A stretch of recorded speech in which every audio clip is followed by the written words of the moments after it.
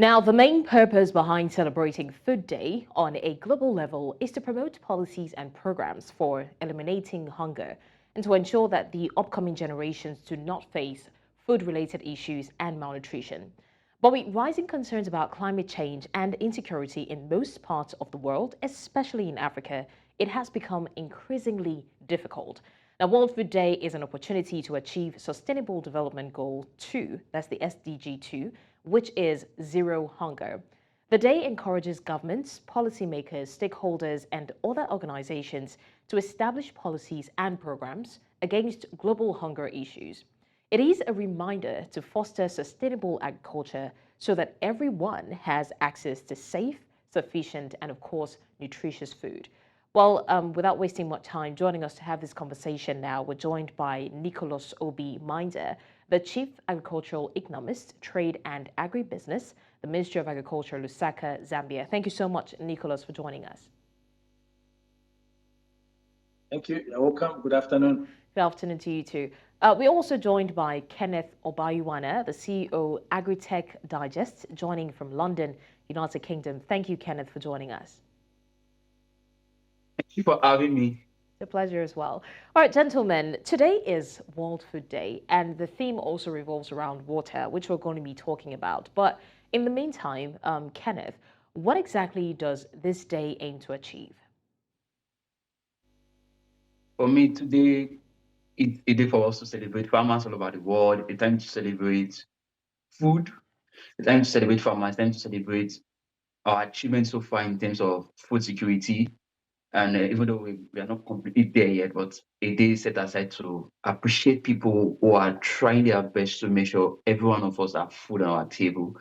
And for me, I'm also excited. It's becoming a day set aside where we also celebrate young people who are also getting involved. At least FAO is already doing that today.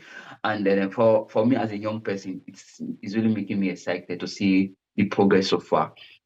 Yeah, that's what I see what food day to be. Thanks for that. I do All appreciate right. people. Thank you, Kenneth, for that. Now, Nicholas, millions of people around the world are struggling for even a single meal. And we see this challenge especially more rampant in Africa. Despite the increased global food production, what would we say is the reason for the struggle to get food to eat, especially in Africa? Thank you. Just to elaborate on the theme, we are saying that today's celebration, which is the World Food Day, our theme actually is we're saying that water is life and water is food. Therefore, there's no leaving anybody behind. So just to answer your question, to be honest, Africa is still struggling with issues to do with food. Most of the households in Africa are still struggling to put food on their table. For them to be able to take even just, the three basic meal, that is the breakfast, lunch, as well as dinner or supper, so to say. This actually has a quite serious implication when it comes to, health issues, nutrition issues. The struggle is real. We cannot, go by agriculture, or maybe talking about what is leading to this. There are issues to do with climate change, issues to do with political instabilities, issues to do with epidemics as well as pandemics within the African continent. So these have seriously contributed to the pandemic of food shortages that we are actually experiencing in Africa. Right. Thank you, Nicholas, for that. And speaking of food insecurity, Kenneth, what are your thoughts, especially with the worsening effects of climate change that we're experiencing? For me, with the climate we are having in Africa, I'll look at, so when I talk about climate, I look at two country in context because those are the two spaces I really play more on. So I look at Nigeria and I look at the UK.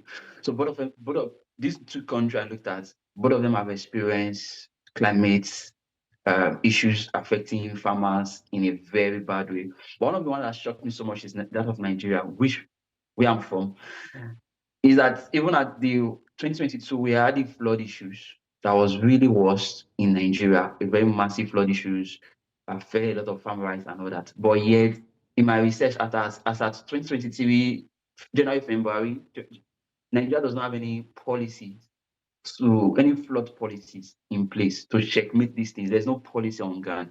And some of us as young people, we've tried our best to see what we can do, how we can assist with policies, but they have not even accept some of the policies we have tried to come up with for them. And that really worries me. So in a country that is having food security issues, like in terms of food security, we are still very far. We are not there yet. And with the climate issues on ground here and there, with especially extremely flood, but yet there's no policy on ground. Yes, in other countries like UK and all that, in the first world countries, we look at issues like climate issues as, those ones, they have policies, but it's not even being implemented. But for countries like Nigeria, they don't even have policy in place. And every year, we are sure this is what we face. Like, there is this issue of flood. So in our country, in Nigeria, we just hope on God, we trust God, we keep praying to God. Well, we know that some of the things we are praying for are things government could have just avert by putting some necessary policies and implementing those policies, ruthlessly executing on those policies to ensure we can deal with some of these issues. So for me, food security, we are still very far. We are not there yet. We are very, very far. Because when I look at food security, I also look at technology. Yes, I look at technology. There are a lot of advanced technology coming on board. Are we even adopting those technologies? No, we are not even adopting them. There is the issue of climate. Are we even looking at this climate? Are we even trying to see how can I help farmers? Because a lot of farmers have been discouraged. They have been discouraged. How will I invest in a rice and flood comes, wipe my entire rice? I want to invest again. I won't go into farming. I won't go into that sector again, And every day people are getting discouraged because of the climate issue. Climate is real. It's something we are facing. It's real. And it's here already with us. So we need to start looking at some of those things and how we can avoid some of those things. What are the policies should we put on ground? Not just put policies, but let's implement some of those policies. But at least it's also better. Let's take the first step by getting some policies on ground. Yeah.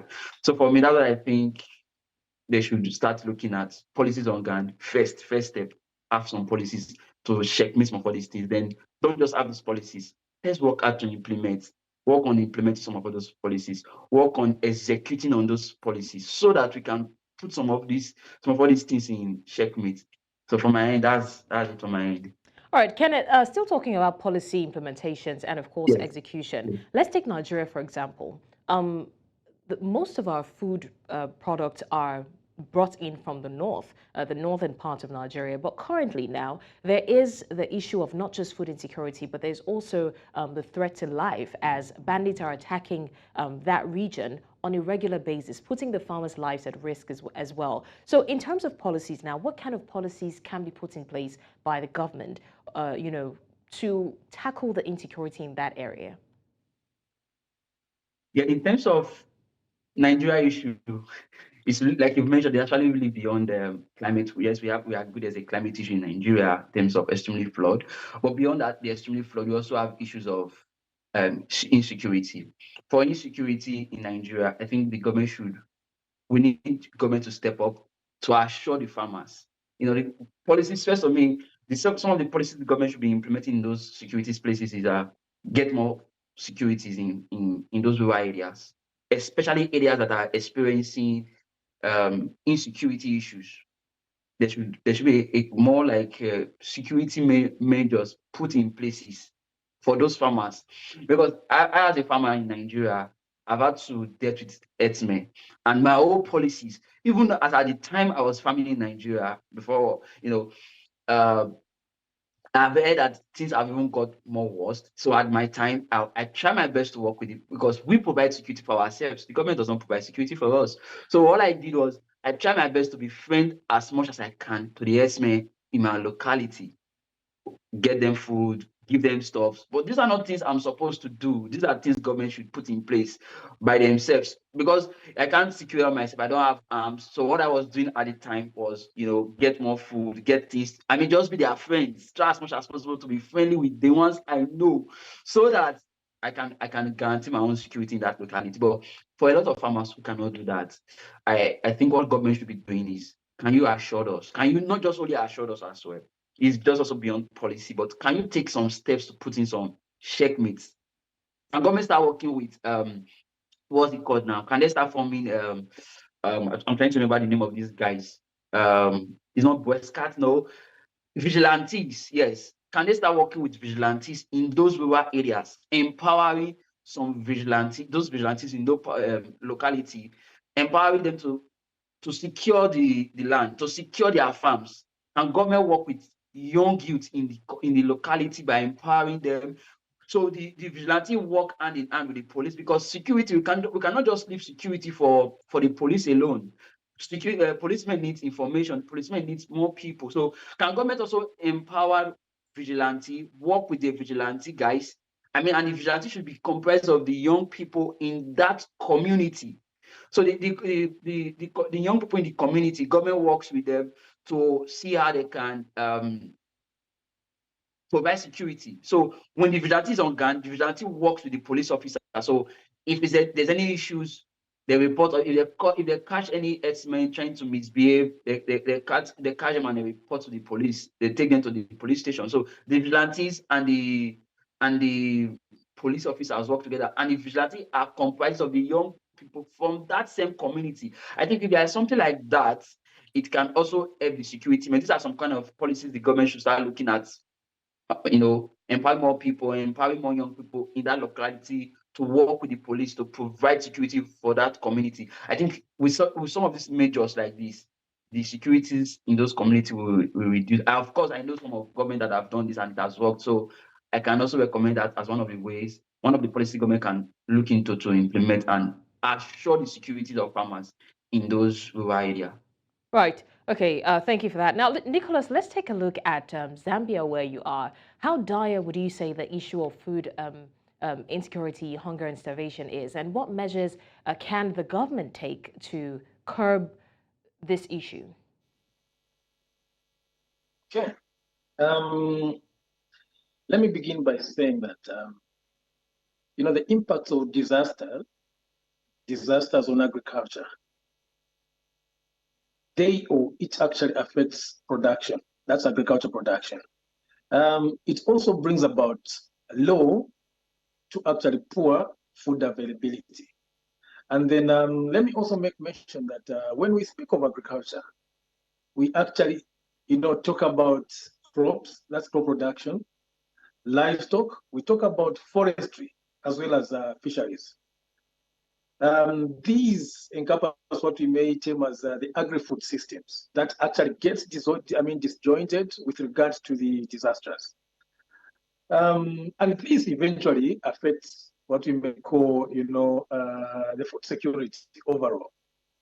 Where I am here in Zambia, that is the southern region of Africa. What is happening in Southern Africa is not quite unique from what is actually happening in East Africa, as well as West Africa. I'm quite aware. If you have been following what's been happening with us here in Zambia, currently we seem to be the only country that actually produced, good numbers or quantity of metric tons of maize for this previous season, or the marketing season that we are in right now. And if you've been following so closely, when you talk about climate change or the climate effects, you may actually see that Malawi, our nearby country, neighboring country, so to say, were actually hit by the cyclone. The cyclone hit them so badly such that they had excessive water, excessive rainfall, they had actually planted was almost washed away. Nearly 80–90% of the crop was actually damaged. You talk of Zimbabwe, are also neighboring country. They were not so good kind of, agricultural production and productivity currently. They also actually seem to fetch, most of their grains from actually Zambia. We have on the other side Congo, who are not into agriculture. Okay, they are more into the mining kind of activities, as well as Tanzania, Rwanda, and Uganda. So then that story now tells you that as Zambia, we are actually overburdened by these neighboring countries. we are not so much overpaiding, so to say, as it may be. It may sound to be bad because we are helping out. Now, that has got a risk on its own on our national food reserve or food, security, because they, when you have others who are actually, facing excessive hunger or serious hunger, they then may prompt to probe you, okay, and try you by giving you a better price. And, we have our own smallholder farmers that could be, and commercial farmers that could be not so much, well aggregated and controlled in terms of the market. It's a free kind of market. So they would want to trade their commodity with money. And then that has now a threat to the national. Nicholus, I think we're having issues with your audio. We're going to come back. Hopefully it's fixed. But Kenneth, in the meantime, still talking about global food production, what would you say are the challenges that can affect food production? Of course, we know about climate change. We know the insecurity. How can this grossly affect food production? Because already there's a high amount of global food production, but because of these issues that we're facing, it's kind of declining. So what are the challenges affecting again, and how what can be done? Okay, there's a lot of challenges affecting food production. We have the issues of transportations. So I recently watched a video where people transport, was it tomatoes? I can't recall. So we have the issues of transportations first. Transporting one of our challenges in food production is transporting your produce from the farm to the market. That's one. Logistic issues is there. Then beyond the logistics, I mean, transportation itself, bad roads in Nigeria is becoming a key factor to farmers. So that's where the one I watched recently was farmers transporting tomatoes. And tomatoes are perishable produce. So transporting them from the north, I think, to the west. And it took, because of the bad road factor, before they could get to the market, it took them a longer days, and that affects their production and perish the entire produce. So bad roads is a challenge we are experiencing as farmers. Logistics in terms of transportation itself is a challenge on farmers. And then beyond these two, we also have the issues of markets. How do you market? Where do you market your produce? Who do you buy from? And who will buy in a reasonable amount? So it's one thing for you as a farmer to produce your production, and we are not selling to the market. They are now underpricing you. They're not considering the factors you put into producing that crop or the animal. Nobody's considering, if you fed the animal. They are not looking at the inputs that you've considered that have gone into that crop. And before you know, they're underpricing you. So that's another very key challenges. Beyond those challenges, we also have the issue of funding. Funding. Farming is really is very capital intensive. There's no how you're going to look at it. No amount of farming you want to look at it that is not capital intensive, because if you're into animal, for example, let's say you're into poultry, you have to feed them. And with the current advancement of the $1 to dollar, feeding is extremely crazy right now. To feed your catfish or your poultry beds is extremely crazy. Then to get fertilizer is extremely, all these things cost money. So there's no way you want to talk about agriculture and not say it's capital intensive, except you just want to feed. It's not for commercial purposes, just for yourself and your family, except that one. And if you want to do commercially where you really make small money, it's very capital intensive. Then beyond that, another challenge I think we also need to look at is technology. We are very far from technology, honestly speaking. And I'm really urging a lot of young people in Nigeria to come up with their innovations. We have a lot of young people who are very talented, who have a lot of ideas. And I mean, we've seen what young Nigerians have done in the fintech space. Look at the amazing apps, crazy apps they are coming up with. So my really advocacy for agriculture is for more young people to come into this space. Come with your innovations, come with your ideas, those brilliant ideas. We've seen what you guys have done in the fintech space. And you also come to the agriculture and come up with some crazy ideas that can make farming interesting. Come up with some crazy ideas that can make farming great. So yes, those are some of the challenges we've had. And I think if there's more youth involved, they'll come up with their brilliant ideas and brilliant innovations with technologies, we can be able to boost the sector. Yeah. All right, thank you so much for that, Kenneth. Now, finally, Nicholus, like I said, the theme of this year also revolves around water. But we can obviously see that the same challenges apply. Climate crisis and population growth puts more pressure on water resources. What options do we have? What is the way forward? What does this day aim to achieve? Thank you. What I can actually just say is that, like we say, we are talking about agriculture, we're talking about food. So all these, agriculture, food, and whatever comes with agriculture revolves around water. And then we've seen, in the near past that, water has been a challenge. Water has been a problem. It's been very difficult, to anticipate and, just to rely, on the rain effect or the rains, so to say, in order to increase productivity when it comes to agriculture, to provide water for our livestock. Hence, what we have to do, my message to the farmers, smallholder farmers, commercial farmers, as well as a challenge to the government of the day is that, I think we need to reach at, a time where, we are going now to say, let's invest a lot of money into irrigation. Let's invest a lot of money into the making or creation of dams. These dams are going to be a model that is going to to help our smallholder farmers or any other player in agriculture to say, even if they want to venture into crop farming, livestock farming, there will be the availability of water is already assured. So I think it's just a deliberate move or a policy that should be put by government to say, we need to identify areas, depending on the agroecological zones. Thank you for that. I would like to also get, but we are able to set up this. Okay, Nicholus, are you done speaking, or I think we're having audio issues? But very quickly, I'd like to get Kenneth's opinion as well. First of all, we're speaking of awareness about healthy diets as one of the aims of this day's celebration. How well aware would you say people are about the importance of healthy diets? That's, I mean, for those who at least have access to good food. I don't even think there is enough awareness. I think in terms of awareness, we are still very far. I don't think there's enough awareness in terms of good nutrition. We are still very far. So if I'm going to give in terms of percent, I would say it's 40-60. So I think there's still more need for more awareness in terms of awareness, food nutrition.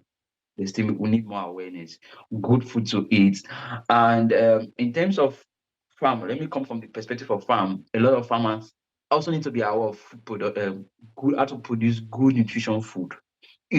Imagine a farmer who produce food like beans and they're using certain insecticide that are not supposed to use to prevent either the weave or some of all those things are done out of ignorance. They're not even aware of the damage they are causing to the earth. And farmers don't even know the power they have. Farmers have power to actually eliminate a very high numbers of people in a society, because if they produce food wrongly, they can, because of numbers of people who will consume the food, can lead to a very large numbers of death in a society, right? So farmers need to be aware. And for me, in terms of farmers, I would say it's 20-80. So 20% over 80 it's 20-80. So in terms of farmer awareness on producing good food nutrition, and we need farmers to be aware. We need to take more, these advocacy guys who are into the food nutrition awareness campaigns and all that. They need to take some of these campaigns to the farmers. Farmers need to be aware of how to produce good nutrition, and a lot of farmers, because some of them are not really educated. They don't have they're not aware of good food nutrition. They don't even know how to produce some of all these good food nutrition. A lot of farmers are not even aware of regenerative agriculture as we speak right now. So some of all those things, we need more awareness for farmers, beyond for farmers. The consumers also need more awareness. And I think for the consumers, that's why I said it's 40-60. So a lot of consumers are not even aware of good nutrition. They don't even know how to know that this food they are eating, if it is good or not. They are not even aware of these things. Then I also think some organizations like NAFDAC and all that, they should also step up and create more campaigns, do more awareness beyond creating more campaigns. Also checkmate the food that is being consumed by the people, the food that is being produced by the farmers. We need more organizations like NAFDAC need to step up and Be sure of it. Years ago in Nigeria, we used to take NAFDAC number at a time. There was a time where we take NAFDAC very serious. I don't think that we still take. I don't think they are still very serious the way we used to do. There was a time before you eat anything. There was enough awareness at that time. You have to check. Does it have a NAFDAC number? Is it NAFDAC certified? And if it's really NAFDAC certified, we are so sure that yes, this one is is good, is okay. Are those things still in place? Is there still enough awareness that be checking NAFDAC? Back then I used to have a full manual of books, a book full of all the NAFDAC products. So you can go there, check products that have been really registered by NAFDAC. Are those things still in place? So we need people, organizations like that to step up again and to help us to ensure the consumers are really getting good food. Beyond that, look at organic food. Organic food are supposed to be good, but in Nigeria, who really certified organic food? Right. And some of the organic food in Nigeria, they're even selling premium. How do we even know? They don't even have certifications. There's no organization certifying them. So government need to come up and set up a proper system that certify organic food. Okay. For us, how we know that this is that. Yeah. Okay. All right, Kenneth, thank you so much. And I also want to say a big thank you to Nicholus. Thank you both for joining us on the show. We really do appreciate your time. Thank you very much. It's a Thank pleasure. you for having me. Thank you.